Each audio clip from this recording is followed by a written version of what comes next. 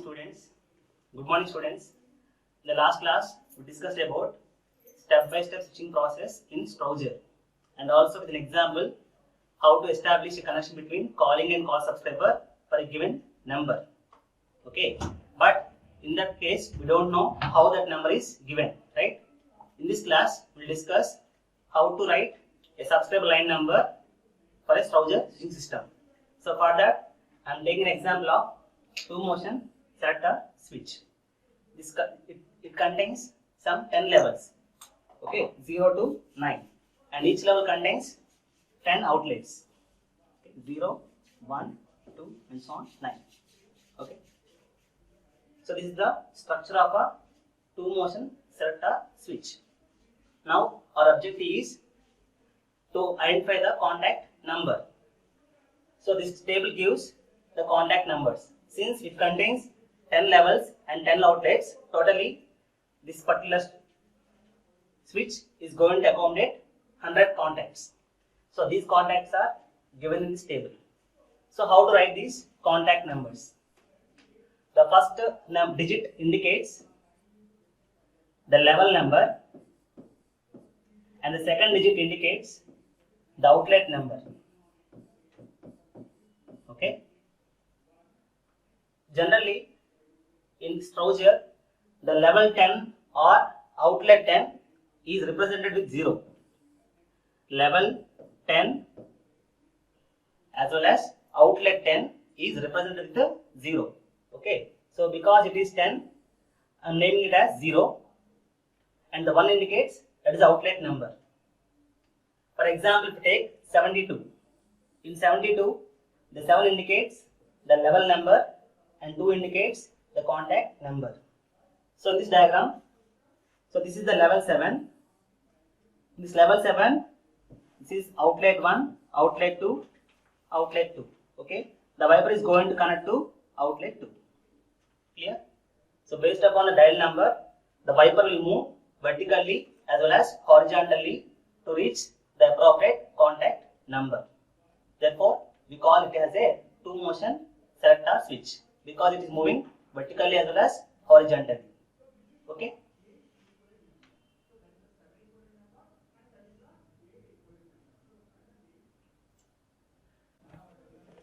Okay, now in this topic, I am taking an example of multi-exchange Strowger system. So for this system, my objective is to identify or to write a subscriber identification number. My objective is subscriber identification number. This is the objective of this topic.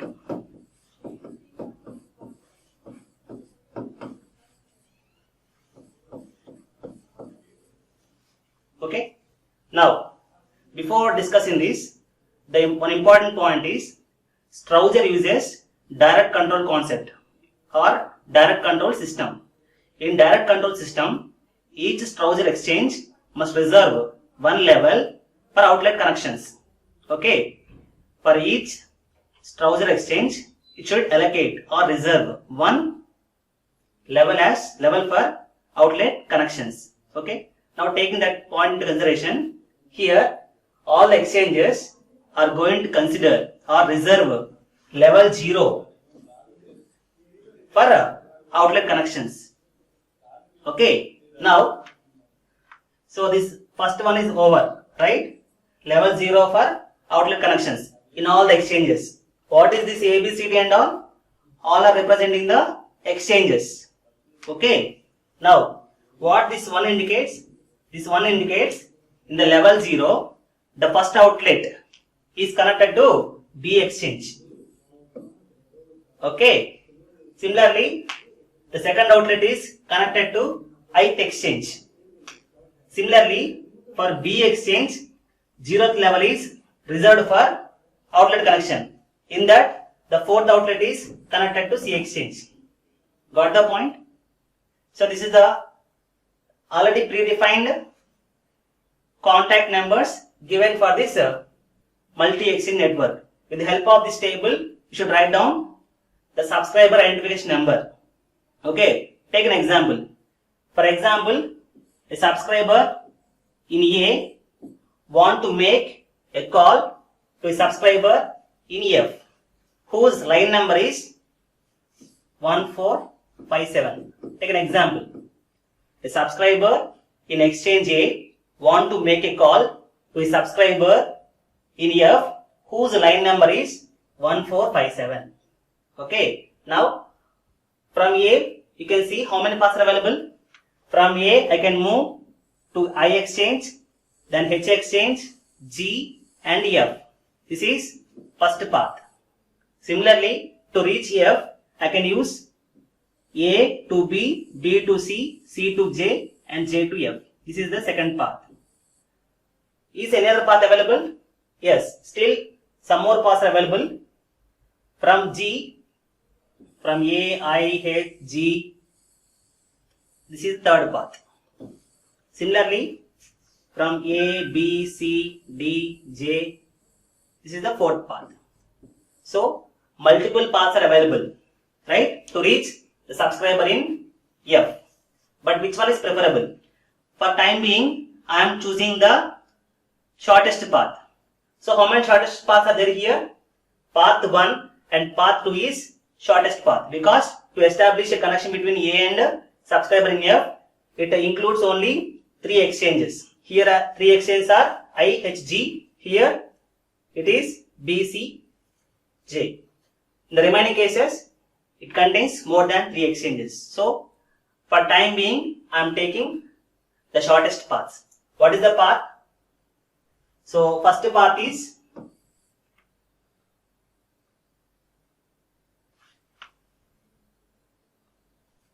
this is the first path, right? A, B, C, J, F is the first path and A, I, G, F is second path. Now, from the table, we observe that for A to B, we use the contact point 0, 1. For B to C, the contact point is 0, 4. For C to J, the contact point is 0, 3. From J to F, the contact point is 0, 1. Therefore, the final subscriber number is how much? This is 0, 1, 0, 4, 0, 3, 0, 1 and finally the subscriber number 1457. So, this is the one number. Similarly, for path 2 or route 2, this is the number. So, from this, what we can observe? So, based upon the path or route we are choosing, the subscriber identification number is changing. So, this is a drawback in Strowger switching system, which uses direct control system. Okay. So, difficulties. What are difficulties? So, the identification number is route dependent. This is the first drawback.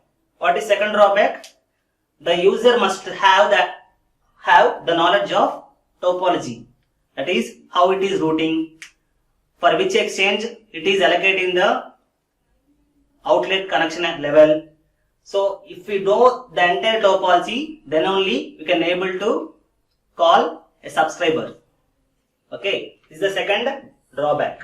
What is third drawback? Depending on which the exchange the call is originating, the subscriber identifier number will changes. In the previous case, the call is originated at exchange A. Therefore, that is the number. For the same subscriber with the line number 1457.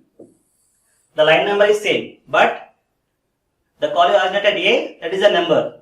If the call is originated from B, exchange, in that case, again the number will changes. That means, depending on the from which exchange the call is originated, the subscriber number size will vary. Clear? This is a drawback in direct control system used in Strowger. So, how to overcome these difficulties? So, for that we have to go for a route independent dialing. We will go for a route independent dialing. So, for that we should use a uniform numbering scheme.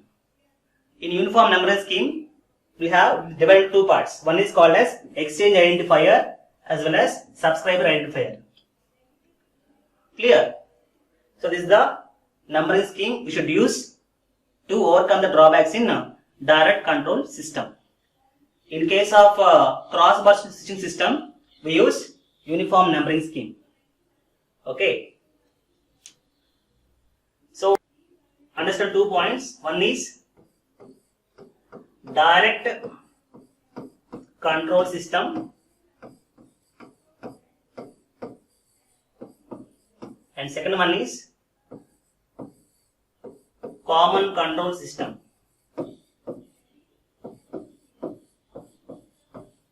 Okay. So the drawbacks in direct control system are overcome in common control system.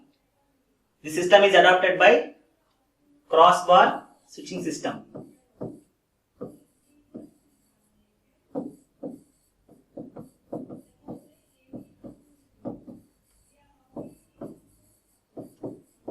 Okay.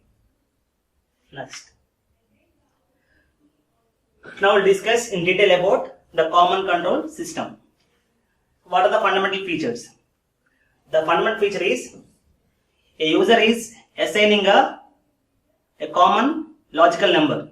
In case of common control system, for every user will allocate a logical number which is root independent. Nothing but the physical address, the physical line number. Okay, that is the first feature. The second one is the logical address is translated into a physical address with the help of a address translator.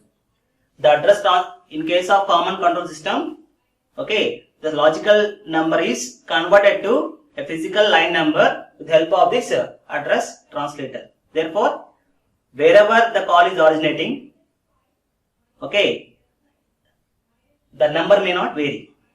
Okay, that is advantage in a common control system. And third one is call processing takes place independent of the switching network. In the previous case, if call is originating from A means the number is different. If call is originating from B means the number is different. But in case of common control, the call processing is independent of the switching network. Okay. So mainly the common control system contains 4 functions. One is called as call processing, another one is called as charging, another one is called as event monitoring, and last one is called as operation and maintenance. These are the 4 functions to be analyzed in this common control system. So first we will discuss about event monitoring. So what are the event monitoring? For a typical example of event monitoring is call releasing and call connection. Okay, these are the 2 typical event monitoring at a line unit. Generally, the event monitorings are of 3 types: events at line units, events at trunks, and events at inter-exchange signaling for sender by receiver. Now, in this, I'm going to explain what is events at a line unit. For example, whenever subscriber hook off his telephone set, what happens? The line unit is going to sense. The line unit is going to sense with the help of a relay operator. We seen right in the previous class. Whenever hook off the telephone set, the circuit will close and operate relay so that the exchange is going to send a dial tone to the calling subscriber. Right? That is called as an event monitoring at a line unit. Okay, to perform these event monitorings, okay, at each and every place, that is at line units, at trunks, at inter-exchanges, we are going to place some relays. This common control system will signal these relays to perform some action. That is the meaning of event monitoring. Next one is call processing. Coming to call processing. So whenever the subscriber hook off his telephone set, here we have one register called as register finder. This register finder searches for a free register. Okay, whenever the subscriber hook off his telephone set, this register finder is going to search for a free register based upon the type of the subscriber, that means category of subscriber. That means whether he is using pulse dialing or frequency dialing. It is going to allocate or find one register. Clear? Based upon the category of the subscriber, this register finder is going to allocate one free register. So whenever it selects a register, it is going to send a dial tone to the subscriber. It is going to send a dial tone to the subscriber. That you can dial a number. That is, it allows him to dial a digit. So whenever the subscriber dials the digits, these digits will be stored in this digit receiver. The dial digits are transmitted to this digit receiver and stored here. Okay, so whenever this particular digit receiver is going to collect the exchange identifier numbers first. Is going to collect the exchange identifier numbers and send these numbers to the initial translator. What is job of initial translator? This initial translator is going to convert the exchange identifier number into the routing address. That means to which exchange you have to connect, through which path you have to connect is identified by this initial translator based upon the availability of the switching exchanges. Clear? For example, the dial number is corresponding to the same exchange itself. Then what happens?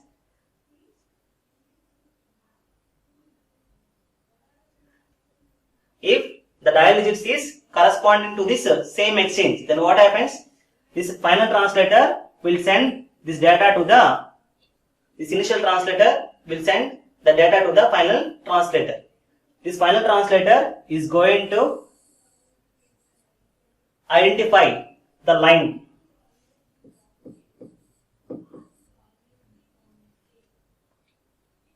from here to here. It is going to identify the corresponding line number. Clear? Can I repeat once again? So coming to call processing system. So whenever the subscriber hook up his telephone set, then this register finder is going to search for a free register based upon the category of the subscriber, whether the subscriber is using a pulse dialing or a multi-frequency dialing. Based upon that, it is going to allocate him some free register. So whenever the register is observed, then this register finder is going to send a dial tone to the subscriber. It is going to send a dial tone to the subscriber, intimating that you can start dialing. So whenever the subscriber start dialing the number, these dial digits will be transmitted to the digit receiver and stores in the register. So when this is going to store the register until it is going to collect this exchange identifier number. This exchange identifier number may be a 2-digit or 5-digit. Okay, the exchange identifier number may be a 2-digit or 5-digit number. So once these digits are received, it is going to transmit these digits to the initial translator. So meanwhile, it is going to collect the remaining digits, nothing but the subscriber line number. Okay. So what is job of the initial translator? The initial translator is going to translate the logical number or this exchange identifier number to a physical address, that is to which exchange you have to connect to reach the subscriber line unit. Okay. So once, for example, if the dial number is corresponding to the same exchange itself, then what happens? This final initial translator is going to send the data to the final translator. This final translator is going to search for the subscriber line unit in the given exchange and is going to establish a connection between calling and called subscriber. For example, the subscriber is not belong to this same exchange. Then what happens? This initial translator will transmit the physical address to this register finder, register sender. So from here it is going to connect to the external exchanges. Here you can see two things. One is based upon the path finding. Okay, based upon the path finding, there are two methods are there. One is called as memory in map or map in memory, or map in memory is one method, and second one is map in network. Map in network is second method. What is the meaning of map in memory? Map in memory means it is going to store the address of the routing system in a memory, and it is follow the same route. That means exchange will not take any decision regarding the routing. Based upon the existing available routing paths, we are going to store that address in a memory. This particular method is used in electronic systems. Map in memory is used in electronic switching systems. Whereas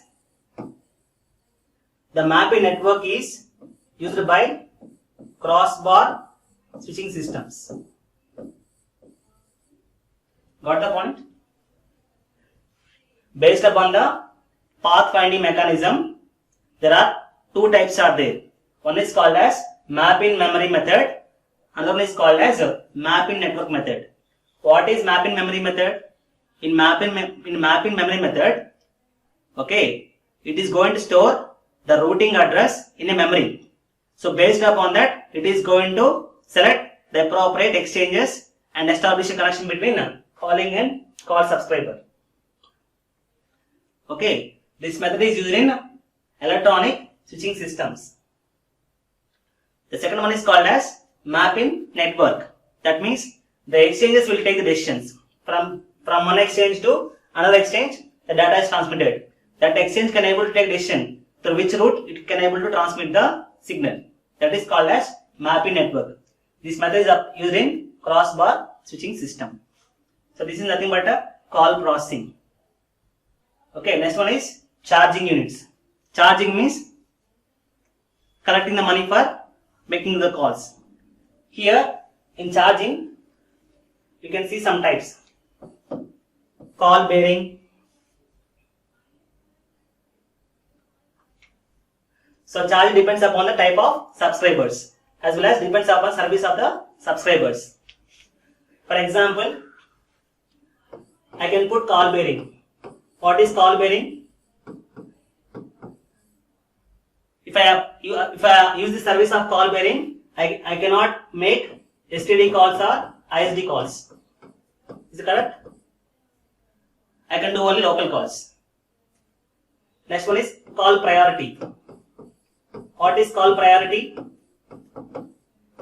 So whenever the traffic is heavy on the network, based upon the call priority list, they are going to allocate the switching path.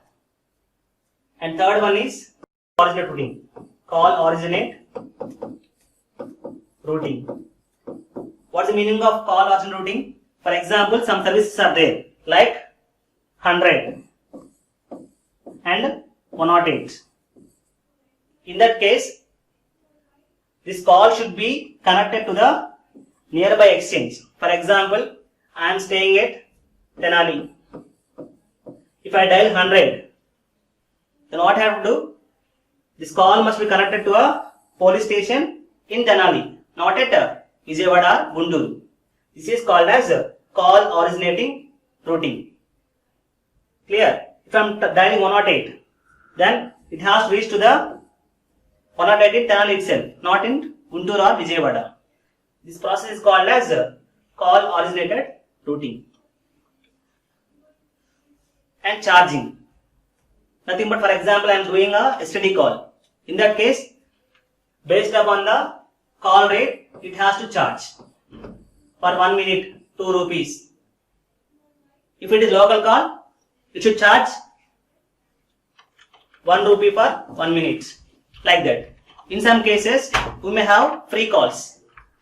In that case, you should not charge anything. So this particular charging control system should understand whether this call is STD call, local call, or a free call. Based upon that, it has to charge the customer. And last one is operation and maintenance. Operation and maintenance. Operation is what? Operation services includes putting a new subscriber into the line, or putting new trunks into the line, or modifying the subscriber services. Comes under administrative part. Come to the maintenance. In maintenance, it has to look about the functionality of exchange hardwares. Coming to the operation maintenance, it has to look into the proper operationing of the exchange hardwares. Okay, this is about the control functions in a common control system. Okay, in the next class we will discuss about touch-tone dial telephone system and its advantages over rotary dial telephone system. Thank you.